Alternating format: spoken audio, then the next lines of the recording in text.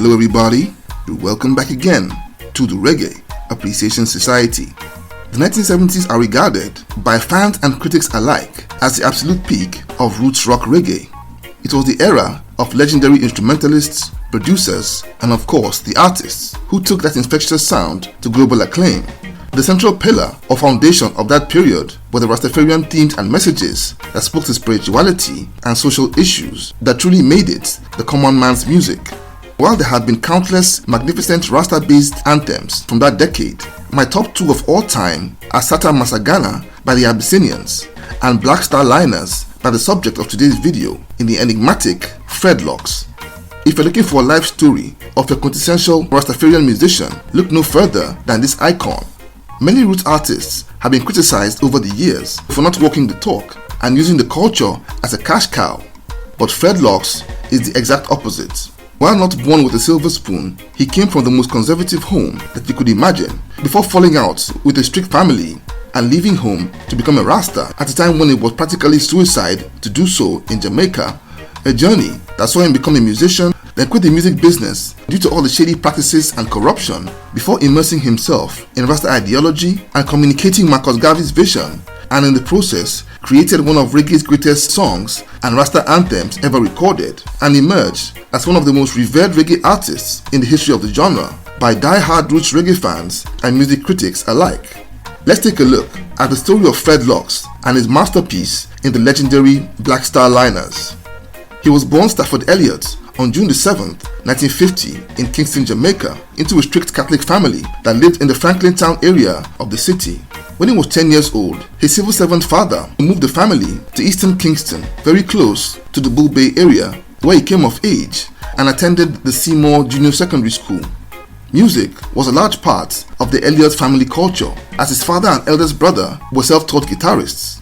Young Stafford loved to sing and wrote his first song at the age of 14, with his brother encouraging him with backup guitar playing. And those were the days of the rocksteady wave, and he would form a harmony singing trio called the Flames with 3 other classmates, and they would all take part in talent contests before graduating from junior high school. So after graduation, he began to learn the trade of haberdashery, selling fabrics at a store at the age of 16, and in those times formed another group called the Lyrics with 2 other guys. And the Lyrics were really tight outfits and began to record for Jamaica's hottest producers. They would put songs to wax for the likes of Lee Scratch Perry and for Vincent and Patricia Chin's Randy's Records. But the first studio that would record their music was Coxondo's Studio 1 with the song I Get It. But it was there that terrible tragedy would occur, sparked by dodgy practices that Jamaican producers were very notorious for in those days. The Lyrics recorded a rocksteady scorcher called The Old Man Say that was powered by Studio 1's in-house band, but featured young Stafford's guitar-playing brother on guitar. The song was recorded and sounded really good, and Coxsone promised him that the song would be played on radio the next day. But for some reason, Coxsone refused to release it into the airwaves, and instead gave the rhythm to singer Bob Andy to do a song called Desperate Lover. This would disappoint Stafford and his group mates a great deal, but his elder brother was enraged and he would storm over to Studio 1 in anger and began to break stuff. The police were called in, and after beating him up, they took him away and dumped him into the Bellevue Mental Hospital, where he died soon after in mysterious circumstances. I'm not certain if that was the trigger, but during that period of grief, Stafford would discover and convert to the Rastafarian faith at the age of 19. His no-nonsense Catholic father wasn't having it at all, and it led to a big falling out that forced young Stafford to leave home with little more than a shirt on his back. And he went to live on the beach with a small group of Rastafarian brethren at Harbour View, totally disillusioned with the music business. And he would immerse himself in the faith and grew his dreads really long over time, and in honor of his locks, began to go by the name of Fredlocks. His group The Lyrics had by then fizzled out, and he would survive in those days by doing a few gigs here and there while navigating the dangerous streets of Jamaica that were extremely hazardous for Rastafarians in those times. That was just 6 years after the Coral Gardens massacre, a time that Rastas had to hide from the police, who could arrest one on sight for no reason, and even plant herb on him and have him sent to jail for 18 months or even worse. By his own estimation, Fredlocks was arrested at least 100 times, and his tough experiences, including what his brethren were going through, would cause him to dig deeper into his Rastafarian faith and inspired one of the greatest reggae songs of all time. One day, he was reasoning by the beach with another Rastafarian brethren in the community named Owen Good, and it was that friend of his who encouraged Dreadlocks to write a song about the teachings of the great Marcus Garvey, and he remembered Marcus Garvey's vision for repatriation of all Africans in diaspora to the motherland. This particular vision had led Marcus Garvey to register the Black Starliner steamship company. Garvey, as a consummate Pan-Africanist, had a dream to take all the suffering and oppressed people from the Americas and the Caribbean back to Africa on the ship of the Black Starliner to go back home and start a new life. On the spot, Locks made up the chorus for the song Black Starliner. That was a lyrical description of an answer to the prayers of the Rasta brethren in the form of a 7-mile-long convoy of Black Starliner ships sailing into the harbor to take them out of Babylon. 7 miles of Black Starliners coming in the harbor. Dreadlocks would work on that song casually over the next few years, living rough on the beach and playing the odd gig every now and then.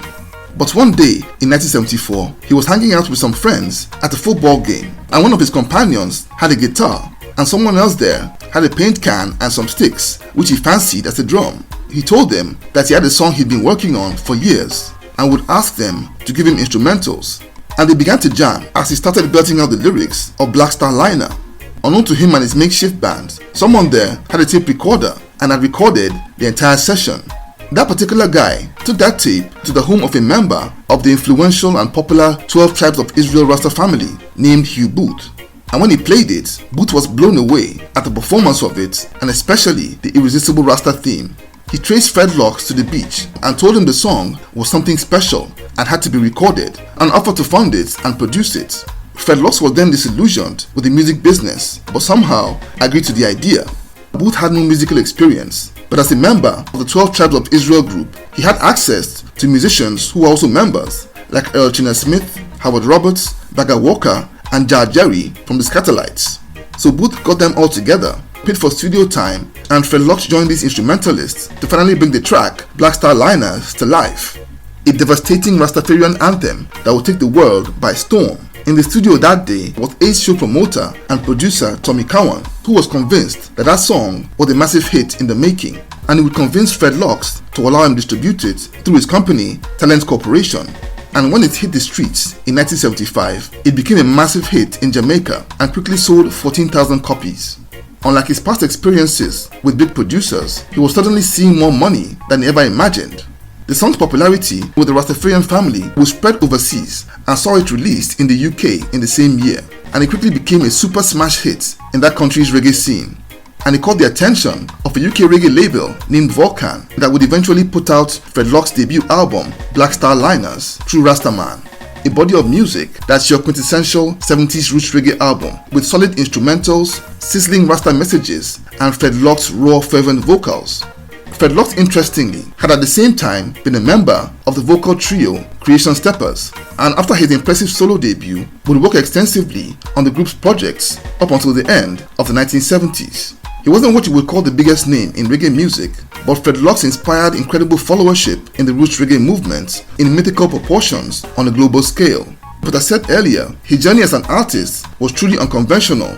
In 1979, he got married to an American lady and would begin shuttling between his wife and numerous shows all over the globe, and he would eventually move to the US in 1982 after releasing his last album with the Creation Steppers in that year, and would from then on disappear from the limelight and the music business.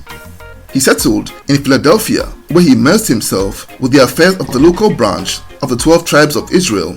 He would only make a few appearances over the years before he moved back to Jamaica in 1996 and made a comeback in 1998 under the stable of producer Philip Fatis Borrell's Exterminator Records with the album Never Give Up. That was the period of the Rasta Renaissance, and Exterminator was ground zero of that revolution in music, and Dreadlocks would play his role with his comeback album. And though a very solid compilation, it was overshadowed by the young guns of that time in the likes of Sizzla Kalonji and Luciano. And since then, he's been quite consistent with his output of recorded material, with his last album, Born Rasta, that came out in 2022. The great Dreadlocks is today celebrated as one of reggae's elder statesmen, and though he wasn't what you would call a big commercial success, there is absolutely no doubt that he's one of roots reggae's most enigmatic and revered figures. He's your quintessential Rasta artist who is first and foremost a natty dread and then a musician distant second. And it's sad to see that he is truly among the last of the original Rasta faithful who saw music as a means to spread the message of Rastafari, a shining example of a demograph that is rapidly declining. And that, dear viewers, is the story of the great Fredlocks. So there you have it. Thank you for watching this video today. Please leave a like, subscribe, and until next time, Jah bless.